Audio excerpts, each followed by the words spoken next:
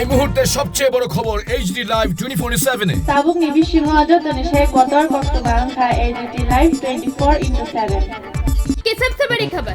Breaking news now on HD live 24/7।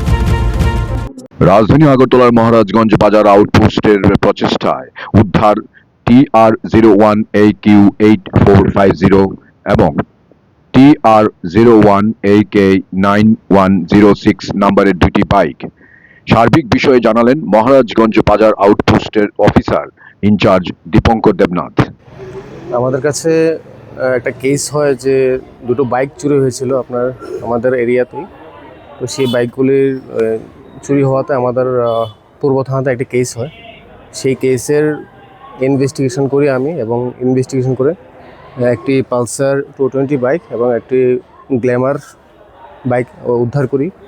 সেই বাইকগুলি আজকে কোর্টের মাধ্যমে বেইল হয় এবং তাদেরকে আজকে ডেকে মালিকদেরকে তাদের বাইকগুলি হ্যান্ড ওভার করা হচ্ছে। কোথায় থেকে চুরি হয়েছিল এবং কতদিন সময় লেগেছে উদ্ধার করতে? এটা